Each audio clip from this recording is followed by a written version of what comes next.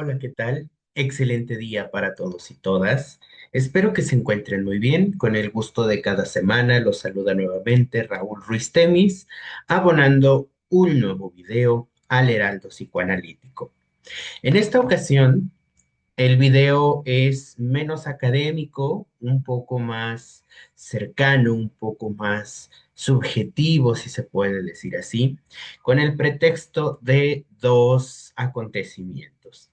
El primero de ellos es que hoy 24 de agosto, en conmemoración al natalicio de Jorge Luis Borges, se conmemora, celebra, reconoce el Día del Lector y la Lectora, por supuesto.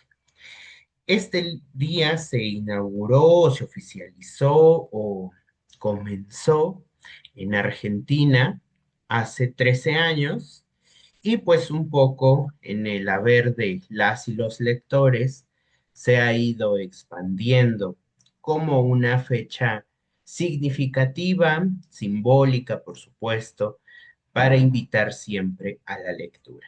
El segundo motivo lo comento más adelante, pero pues sirva al menos este primer ítem para poder hacer algunas recomendaciones en materia psicoanalítica de algunos libros que para mí han tenido importancia, han tenido significatividad y por supuesto trascendencia a lo largo de mi recorrido dentro de la disciplina psicoanalítica. Por supuesto, no tienen por qué compartir el gusto, siempre existe esta pluralidad de opiniones, de posicionamiento, por supuesto, y de apego, ¿por qué no reconocerlo así?, hacia ciertas líneas teóricas, ciertas escuelas de abordaje clínico o incluso de elucubraciones teóricas que nos atraigan un poco más. Estos son 12 libros que yo recomiendo desde mi muy particular punto de vista y posicionamiento individual y profesional. Así que ustedes me dirán si ya los conocen, si alguno les llama la atención y por supuesto pueden escribirme a el DM, el inbox o pueden incluso dejarlo en la cajita de comentarios de cualquiera de las redes sociales. Si tengo alguna versión en digital que les pueda compartir, con gusto lo haré. Entonces, comencemos con la parte vincular. En psicoanálisis existe una vertiente, un ala, una discontinuidad del hegemonismo individual que pues apunta hacia el abordaje clínico y entendimiento, por supuesto, teórico de familias, parejas y grupos terapéuticos, pero también sociales, sin perder los fundamentos metapsicológicos, haciendo modificaciones de las intervenciones clásicas, por supuesto, pero siempre interesantes y oportunas de abordar.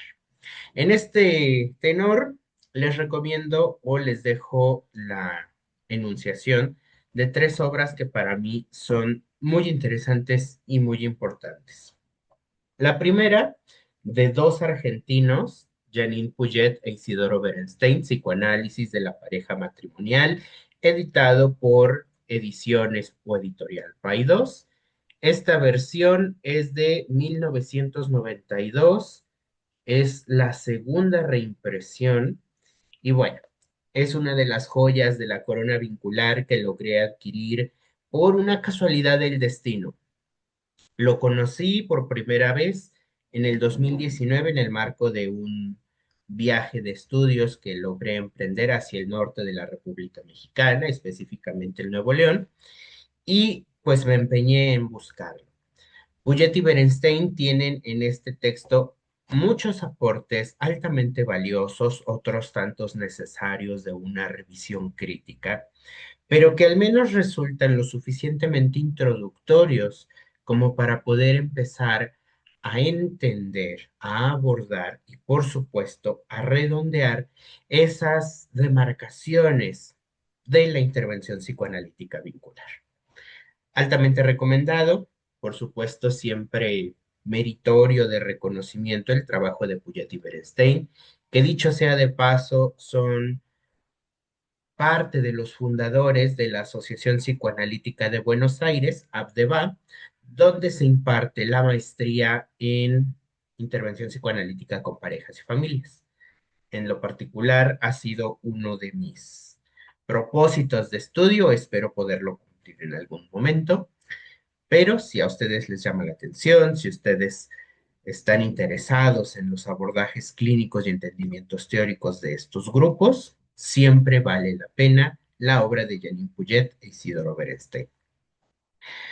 Siguiendo entonces en esa vertiente, Psicoterapia Psicoanalítica de Parejas, editada por Herder Editorial, compilada por Carles Pérez Testor, es un texto que abona mucho a los entendimientos de las parejas, en este caso más puntualmente, porque hacen todo un recorrido a partir de su experiencia en la Fundación Vidal y Barranquer en España.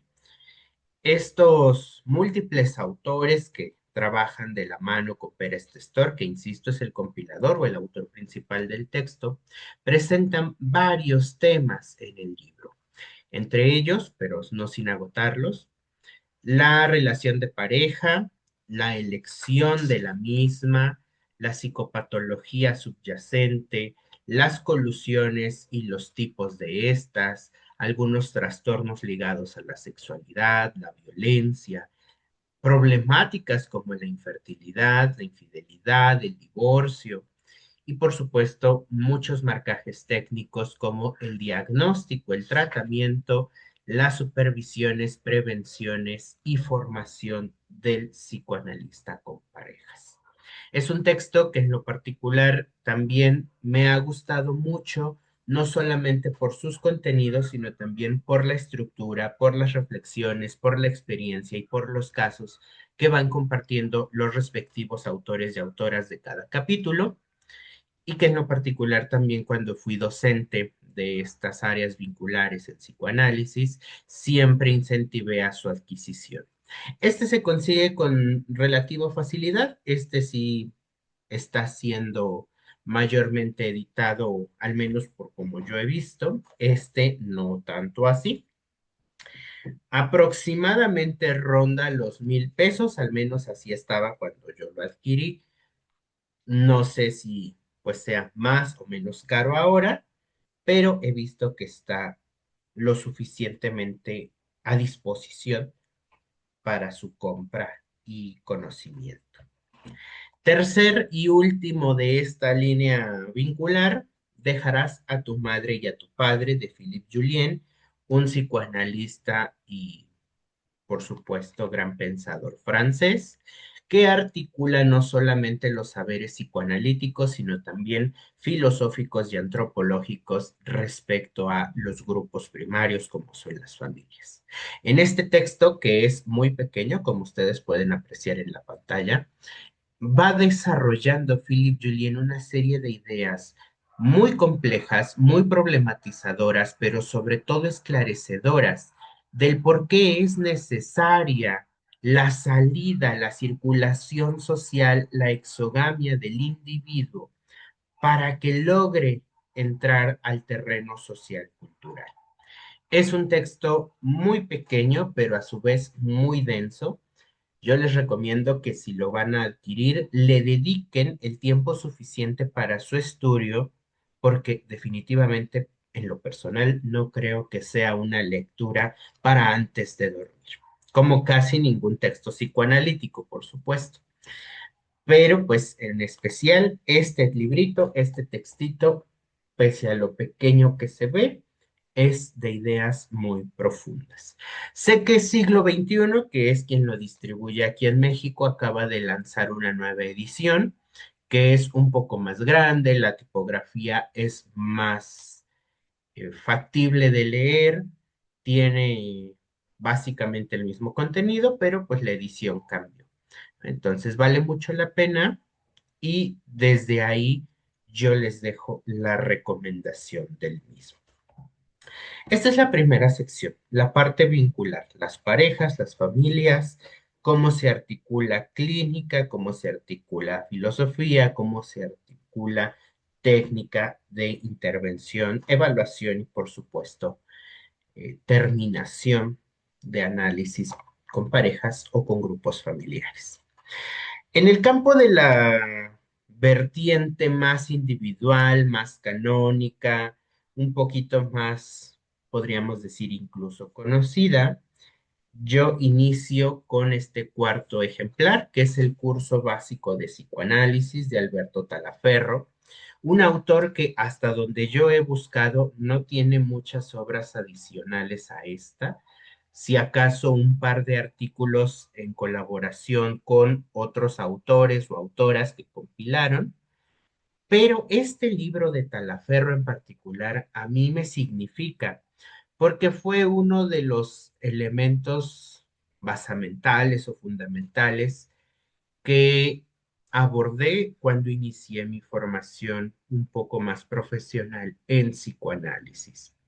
Este texto de Talaferro tiene los fundamentos de los basamentos freudianos, pero también de la teoría kleiniana y por consecuencia me parece que es un libro que si no está pensado necesariamente como una introducción a la disciplina, sí sirve al menos como para ir trazándonos algunas ideas generales sobre los sueños, las fantasías, los actos fallidos, los afectos, las nociones que articulan cuerpo y psique desde la conjunción Freud-Klein. Me parece que Talaferro tiene una forma muy didáctica, muy loable, incluso hasta muy amable de transmitir sus entendimientos, y por eso está dentro de estos 12 textos que les recomiendo para el estudio psicoanalítico. Insisto, curso básico de psicoanálisis de Alberto Talaferro, editado por Paidós. Está ligeramente descontinuado, se consigue mucho todavía como parte de los libros que venden estos centros de comercialización de textos de segundo uso, de salvamento, de segunda oportunidad o como los puedan ustedes llamar. De hecho, así lo conseguí yo. Hay una versión más actualizada, creo que de 2010-2013, que tiene los cantos, la portada plastificados y es de color azul. El contenido es el mismo, así que ya sea que ustedes consigan este amarillo o el de color azul, vale mucho la pena. Entonces, ya son cuatro. Como quinto está el psicoanálisis después de Freud, un texto, podríamos decir, de cuna mexicana, tal vez, porque está escrito por Norberto Bleichmar y Celia Leiberman, que son los fundadores del Centro Eleya, que tienen dos campus, uno en la Ciudad de México, hacia el sur, y uno en el Estado de México, en el municipio de Tlalnepantla, si no mal recuerdo. Quienes vivan un poco por estas zonas más céntricas del país seguramente lo ubicarán con facilidad. Es un centro de estudios altamente reconocido por todo el bagaje kleiniano que hacen, pero que no se limitan exclusivamente a ello. En su programa de estudios tienen nociones freudianas, nociones lacanianas, post-lacanianas, post-freudianas, post-kleinianas y pues una visión muy completa tanto de pues su maestría, su doctorado y los planes de estudios en diplomados que hace. No es un comercial pagado, es una recomendación sincera. Eh, este texto me parece que recopila, por supuesto, mucho de lo que en el espíritu del Centro Eleya se socializa. He tenido la oportunidad de participar en algunas de sus actividades de formación continua a través de sus redes sociales y también por ahí en algunos eventos un poco más de pago o privados que llegan a ser. Vale mucho la pena, son un centro bien instituido, pero en particular este libro del psicoanálisis después de Freud me parece que es una recopilación bien interesante, bien lograda y sobre todo crítica de los modelos que vinieron una vez acaecida la muerte y por supuesto la institucionalización de Sigmund Freud como iniciador del psicoanálisis. Bleichmar y Leiberman hacen un recorrido a partir de la obra de Heinz Hartmann, de Melanie Klein, de Jacques Lacan, algunas innovaciones como las de Feyerabend, Kuntrip, Balint, por supuesto Otto Kemper, Winnicott, Bion, Mahler, Meltzer, Kohut y algunas otras aportaciones que se hacen, digámoslo más en los marcos de la contemporaneidad, ¿no? De hecho, este libro tiene, pues no necesariamente una segunda parte, es un texto completamente independiente, pero que bien puede ser una continuidad, que se llama Sobre el psicoanálisis contemporáneo de los mismos autores. Igual, altamente recomendado. Ahí abordan un poco más la exploración de los modelos emergentes en Estados Unidos, como fue la noción relacional, intersubjetivista, pero también algunos de los franceses no lacanianos. Entonces, en particular, tanto este como el otro sobre el psicoanálisis contemporáneo son recomendaciones muy ad hoc para empezar como a reconocer los hilos que nos evidencian las continuidades, pero también las discontinuidades entre los diversos marcos teóricos en psicoanálisis. Algo que también me gusta mucho de este texto es que cada revisión de cada escuela o de cada autor o autora que van empleando los autores del texto incluye también una revisión crítica, es decir, plantean algunas cuestiones que son susceptibles de mejora, de repensabilidad, de reposicionamiento. Y bueno, prácticamente yo no le he encontrado ningún dejo, ningún cabo suelto. Creo que es una obra muy bien lograda, adecuada quizá para pues ir entrando al campo disciplinar en su complejidad. Y bueno, como última recomendación 100% teórica, vamos a nombrarlo así, pero también como el inicio de un puente hacia las recomendaciones de la psicopatología, está este texto. Neurosis y funcionamientos límite de Catherine Chabert, Bernard Brousset y François Brelet. Estos tres autores hacen un texto muy, muy interesante sobre cómo distinguir las emergencias o los elementos subyacentes a las psicopatologías neuróticas de las psicopatologías límites o fronterizas, como también se les conoce. Es cierto que sobre lo límite como constructo se han desarrollado múltiples estudios, se han desarrollado múltiples formas de intentar entenderlo, pero pues no todas lo han logrado, al menos con la exquisitez que sí alcanzan estos autores. ¿Sale? En lo particular, este texto, editado por Síntesis Editorial, también está un poquito difícil de conseguir.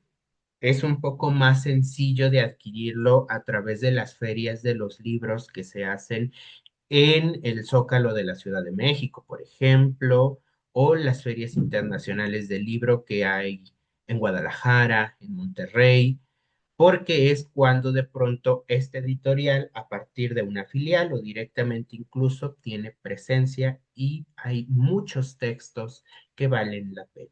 Entonces, neurosis y funcionamientos límite, insisto, es una parte muy teórica, pero también una parte que va bordeando estos puenteos hacia la psicopatología. Tiene contenidos muy buenos como las teorizaciones sobre los funcionamientos neuróticos y límite, consideraciones preliminares sobre lo límite que podemos encontrar incluso leyendo la obra freudiana. Freud nunca habló sobre ellos, pero sí parece que hay algunas pesquisas que pueden dar pista de cómo pudo presentarse este cúmulo de fenómenos clínicos en su propia práctica y teoría. ¿No? Por supuesto, no es una superposición ni un estiramiento inflexible hacia hacer decir a Freud algo que nunca dijo, pero pues particularmente a mí me gustó mucho cómo los autores del texto lograron ir haciendo estas presentaciones. Hacen algunas nociones clínicas a partir de casos que van reseñando y por supuesto hacen algunas alusiones hacia autores que sí desarrollaron el tema con mayor profundidad, quizá como es Otto Kemper. Entonces, Neurosis y Funcionamientos Límite, editado por Síntesis Editorial, vale mucho la pena. En este puenteo, entonces, ahora sí recomiendo directamente un texto de Otto Kemper, que para quienes a lo mejor ya me conozcan un poquito más, porque compartimos escenario en las aulas de estudio o por algunos de los cursos que llego a impartir de manera periódica. Otto Kemper, Agresividad, Narcisismo y Autodestrucción en la Relación Psicoterapéutica. Este texto, editado por Manual Moderno, al menos aquí en México, publicado en el 2005, en esta versión en español, me ha resultado siempre atractiva porque comienza con el planteamiento de la noción psicoanalítica sobre los trastornos de la personalidad. Y Kemper presenta toda una formalización, al menos esa es mi lectura, de la experiencia que ha tenido como psiquiatra y psicoanalista desde los años 60-70 hasta inicios de este siglo y que bueno, no deja de actualizar, por supuesto, en obras posteriores como Controversias, como Psicoterapia focalizada en la transferencia, la terapia psicodinámica para los trastornos de la personalidad, entre otros libros que vinieron después de este. Pero en particular, este ejemplar, a mí me gusta mucho. Esta obra para mí significa porque también formó parte de los fundamentos de mi introducción formal hacia la formación psicoanalítica y entre algunos de los temas que va profundizando Otto Kemper incluyen el odio como efecto nuclear de la agresión, que en textos anteriores, en libros previos a este, él denominaba como la psicopatología del odio. Tienen por ahí algunas referencias ya en Instagram y Facebook del Heraldo Psicoanalítico.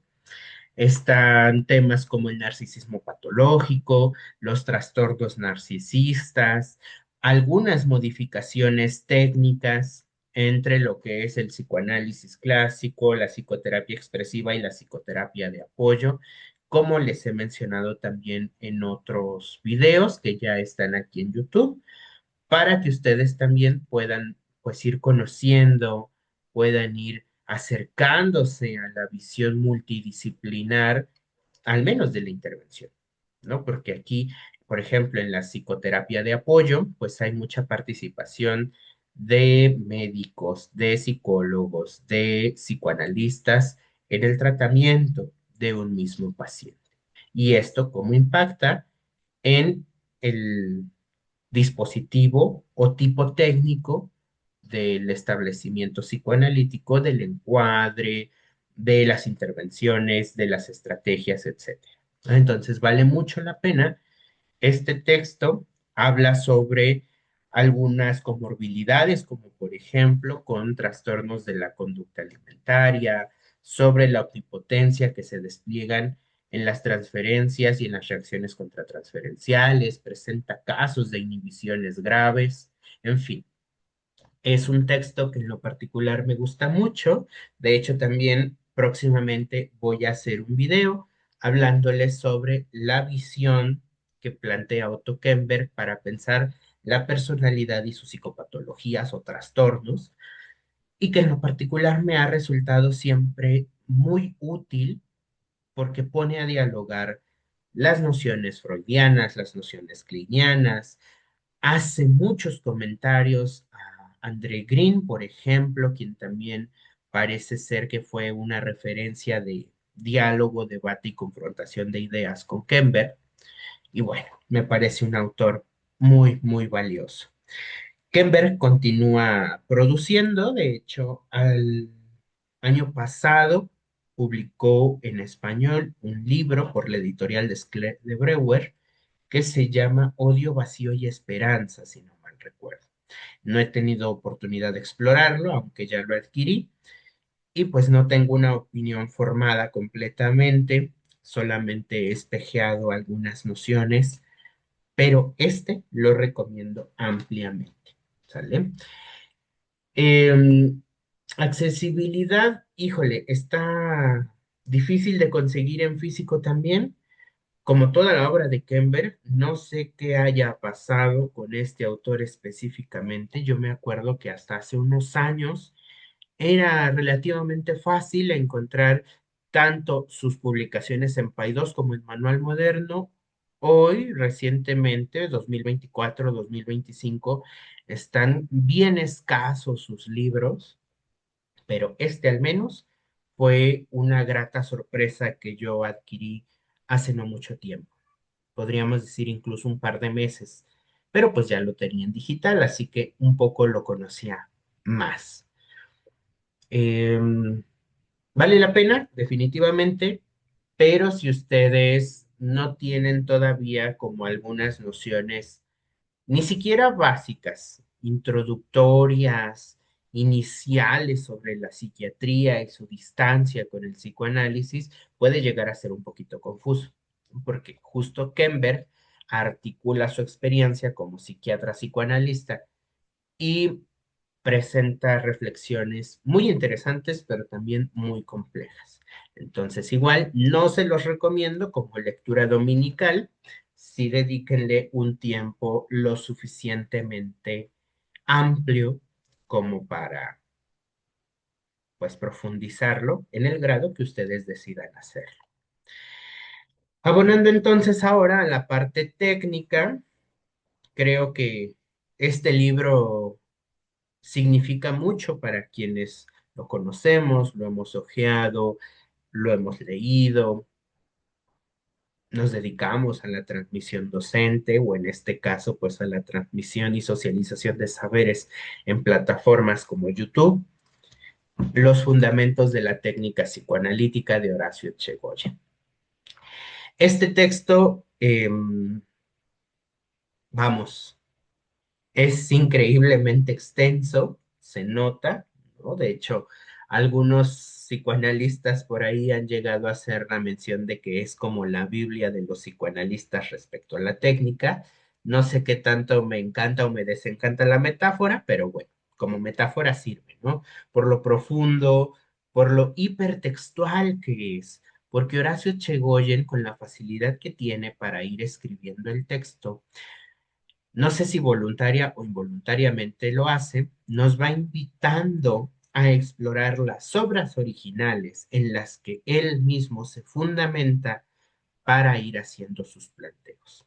Habla sobre el contrato psicoanalítico, sobre el encuadre, sobre las angustias, sobre las críticas que les hacen los anafreudianos a los kleinianos, sobre las interpretaciones genéticas, habla sobre la propuesta transferencial, descansión, que hace Lacan, por supuesto, discute algunos desarrollos de Grinson, de el mismo Freud, de los postclinianos, vale mucho la pena, ¿no? Y sinceramente creo que es uno de los textos sobre técnica más solicitados, al menos en el campo psicoanalítico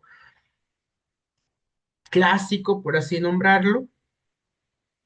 Este libro lo conseguí hace un par de años, pero me resisto incluso a abrirlo, ¿no? Tiendo más cuando hago una consulta o quiero explorar a recurrir a la versión digital que tengo, porque algo en mí no me deja abrirlo. Sigue sellado, sigue básicamente como lo compré, pero pues ya, eventualmente lo tendré que abrir porque disfruto mucho de la lectura en físico y bueno, tendré que dejar de lado un poco la versión digital para sumergirme a la versión impresa. Es, no sé si decir relativamente o no, tiene un costo lo suficientemente alto como para adquirirlo de buenas a primeras. Promedio ronda los 1,600, 2,000 pesos al menos las librerías donde lo he visto, tipo Gandhi, tipo El Péndulo, por ejemplo, son librerías de la Ciudad de México. Gandhi tiene filiales en Guadalajara, en Puebla, en Monterrey, pero sé que, por ejemplo, a través de Busca Libre, que es una plataforma exclusivamente para textos, para libros, llegan incluso a tener descuentos del 60-80%. Bueno, si llegan, ya no digan en esos niveles, en un 40, en un 35, lo llegan incluso a encontrar hasta en 1,100 pesos, ¿no? Entonces vale mucho la pena, ya quedará de ustedes si lo quieren adquirir en formato físico, impreso o digital, ¿no? Creo que son tres versiones las que hay de este texto. Esta es la última, la revisada y aumentada. Una de las primeras es completamente roja, como todas las ediciones de Amorortu, y otra tiene un divancito como con una portada color crema. Son las que yo he visto, no sé si haya más, pero pues está la recomendación, ¿no? Si ustedes quieren un poco más saber sobre los vaivenes del ejercicio clínico y la aplicación técnica del método psicoanalítico clásico, incluso en su vertiente de psicoterapia expresiva o psicoanalítica, como se le denomina también, pues aquí tienen un buen fundamento, ¿no? Horacio Echegoyen, Los fundamentos de la técnica psicoanalítica. Pasamos a otra de mis categorías favoritas, los diccionarios. Este ya se los había compartido en el video de la semana pasada incluso, que es el diccionario de Elizabeth Rudinesco y Michel Plon de psicoanálisis. Les decía que yo lo tengo en esta versión empastada porque es un libro gruesísimo. Yo creo que si de por sí el de Chegoyen ya es grande, pues se ve todavía lo más grande que es el diccionario. En su portada original, o al menos la última que se hizo de este diccionario, es la de color amarillo, que tiene las figuritas de los psicoanalistas en la portada. Me gusta más este diccionario de Rudinesco y Plon que el de Laplanche y Pontalis, porque creo que los franceses, Laplanche y Pontalis, tienen una visión muy conservadora, con las problemáticas que ello conlleva, de los entendimientos psicoanalíticos. Y de pronto no sé hasta qué punto muchos de sus aportes en el diccionario específicamente no son necesariamente o lo suficientemente legítimos respecto a lo que se pretende definir.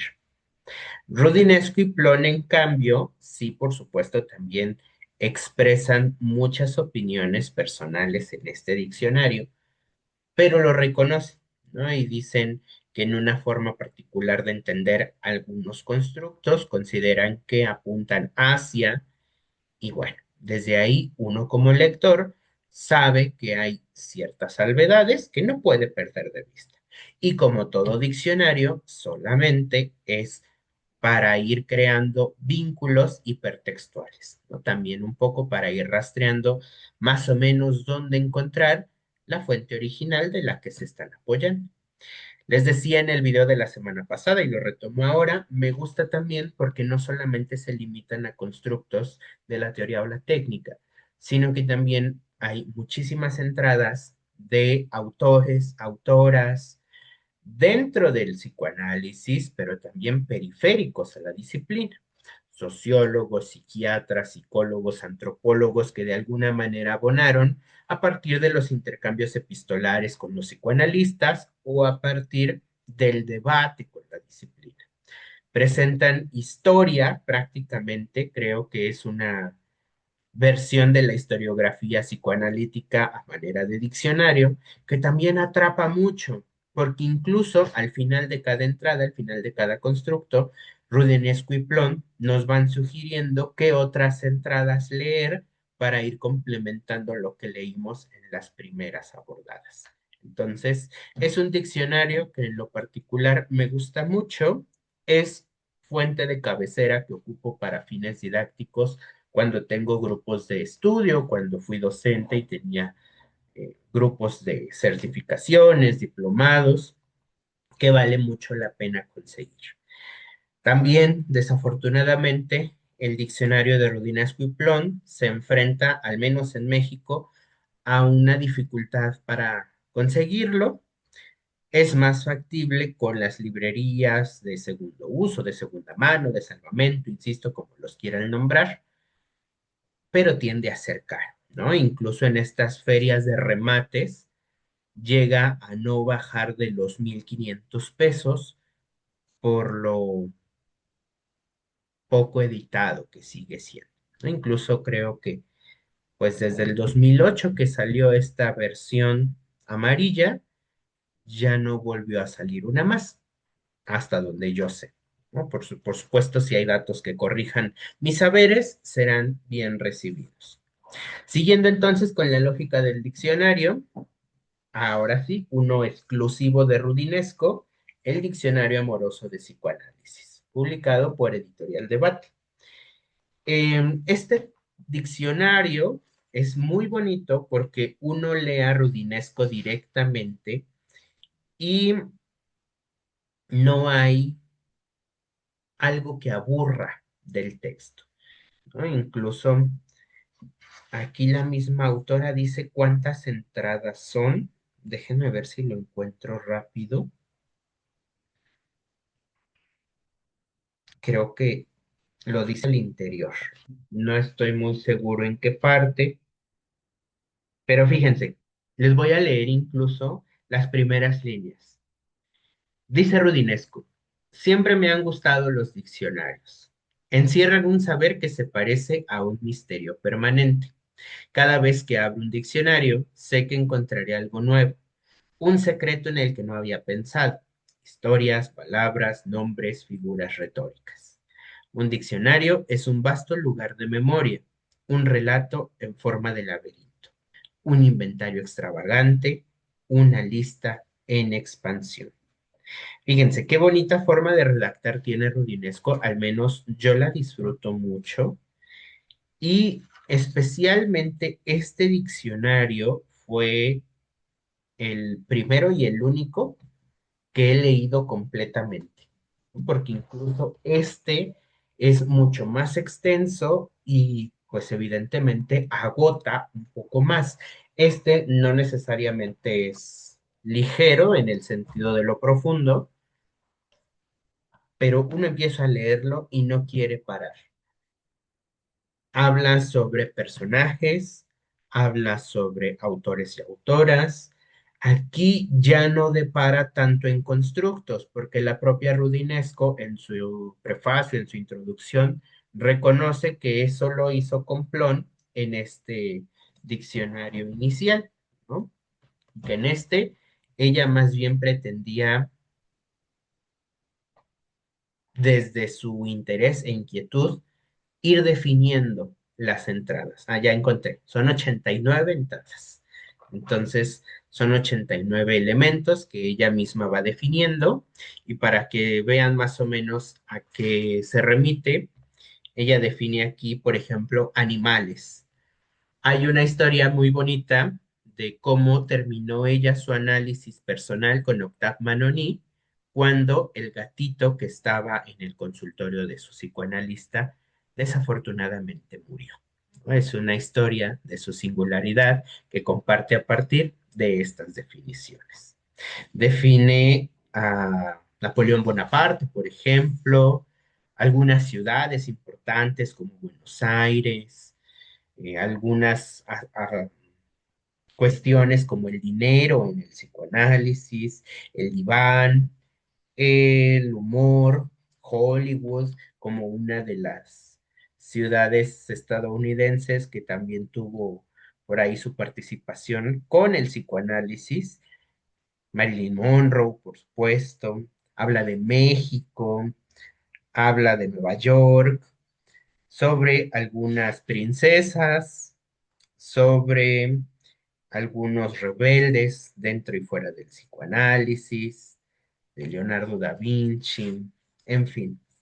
Es un libro, insisto, sí, a la forma de diccionario. Por supuesto, sus entradas no pierden el rigor y la meticulosidad que caracterizan a Rudinesco como historiadora y como psicoanalista, pero no tiene quizá la sobriedad que el diccionario de Rudinesco y Plon sí tiene, ¿no? Entonces, aquí leemos a la Rudinesco en directo, a la autora en subjetivo, y en lo particular es uno de los diccionarios que más me gusta.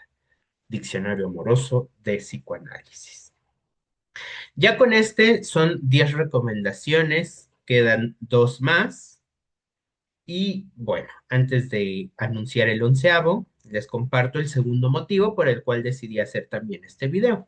Hoy, 24 de agosto, conmemoramos el 14 aniversario luctuoso de Joyce McDougall. Ella murió un 24 de agosto del 2011 y valía la pena hacer la mención. En la página de Facebook del Heraldo Psicoanalítico recompartí una infografía que ya había realizado hace 2 años, perdón, sobre la autora y algunos de sus aportes más significativos, por si la gustan ir a ver.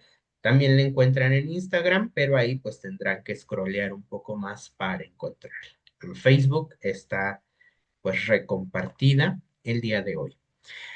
Del autor, entonces, les dejo esta recomendación, Alegato por una cierta anormalidad. Joyce McDougall también, me parece que es de nacionalidad neolandesa, pero pues sus aportes fueron franceses, ¿no? O se conciben desde la lógica francesa contemporánea. Yo no sé si podríamos decir que es postlacaniana en el amplio sentido del término. De hecho, cuando yo leo a McDougall, encuentro más influencias de los ingleses, por ejemplo, Bion. Dependerá de a lo mejor la obra que leamos de ella, pero en particular en este libro, Alegato por una cierta normalidad, McDougall se esfuerza por compartirnos su experiencia abordando pacientes con problemáticas psicosomáticas. Cómo hay dentro de esta clínica de lo psicosomático también todo un trabajo de elaboración de los duelos no resueltos, por ejemplo, de la sostencia psíquica, anímica que de pronto necesitan los pacientes, la metabolización, como la pensaba Bion, y cómo de alguna manera ella va también aportando ciertos entendimientos sobre la lexitimia, el proceso operatorio automático, cómo de pronto también muchas de las formas que tienen de presentificarse los síntomas psicosomáticos son ecos de algunas otras afecciones del nivel mental. Yo cuando enseñaba algunos de los textos de McDougall, decía que una de las metáforas que ella no la nombra así, pero que es mi manera particular de leerla, nos dice que el primer golpe o la primer cachetada la recibe el psiquismo, pero para no recibir la segunda que viene de regreso, el cuerpo entra como interdictor para poder detener todo aquello que podría llevar incluso al perecimiento. Entonces, McDougall tiene aportes bien interesantes sobre el cuerpo, sobre la psicosomática, sobre el dolor, altamente recomendada, ¿no? Y en este 14 aniversario de su fallecimiento, 14 aniversario luctuoso, vale la pena recordarlo. De la autora hay muchos otros libros como Los teatros del cuerpo, Teatros de la mente, y hay uno sobre sexualidad, que es donde desarrolla la propuesta de las neosexualidades, que no son una sustitución de la teoría de las perversiones, como malamente se piensa, aunque sí de pronto vemos como un intento por ahí de hacer modificaciones al término. No les spoileo más, no recuerdo ya me acordé, se llama Las mil y un caras de Leros, ¿no? Entonces, en ese libro, ella hace un planteamiento de su propuesta teoría y, por supuesto, invención de las neosexualidades. Joyce McDougall tiene su complejidad. Como buena autora francesa, escribe un poquito difícil, pero una vez que uno le agarra el hilo conductor, una vez que le vamos encontrando el hilo de su pensamiento, pues es más sencillo seguirnos por ahí. Aquí terminan los 11 libros de psicoanálisis que les quiero recomendar en esta oportunidad que tenemos de articular el Día del Lector en función del aniversario por el natalicio de Borges, pero también en función de el aniversario número 14 luctuoso por el fallecimiento de Joyce McDowell. ¿Vale? El doceavo y último ya no es psicoanalítico, pero no deja de tener entendimientos, sobre todo si lo queremos ver como un ejercicio aplicado, ¿no? De nuestros saberes, de nuestros entendimientos, o bien si lo queremos ocupar como una forma de dispersión, como una lectura para antes de dormir, como una lectura dominical, porque también necesitamos ir profundizando las artes de la literatura, del ejercicio escritural, sin que necesariamente esté relegado o exclusivamente replegado en nuestra disciplina. Y entonces el último libro que les dejo como recomendación es Diez Negritos de Agatha Christie. Agatha Christie fue contemporánea de muchos psicoanalistas ingleses y siempre he tenido la impresión, desde que soy lector de ella, por supuesto, de que tiene muchas bases de lo que fueron las propuestas kleinianas y post-kleinianas. Uno lee varios de sus libros como este, como El truco de los espejos, Los elefantes pueden recordar, y hay como ciertas ideas que uno dice, esto suena a psicoanálisis. Libros como Las manzanas, Matar es fácil, entre otros textos de la autora, más allá de reflejar su ingenio, que vaya que era una gran mujer ingeniosa, Agatha Christie parece que pues no era una mujer alejada de su época y lo que se vivía en sus contextos.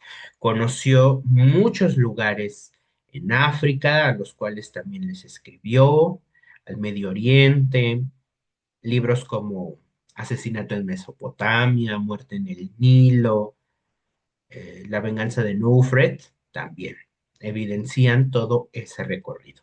En particular, Diez Negritos, no les voy a spoilear de qué trata, pero sí les puedo decir que si lo leemos en clave psicoanalítica, nos vamos dando cuenta de hasta dónde puede llevar un super yo severo, cómo se relaciona con estructuras específicas de la personalidad, en el devenir de los componentes agresivos.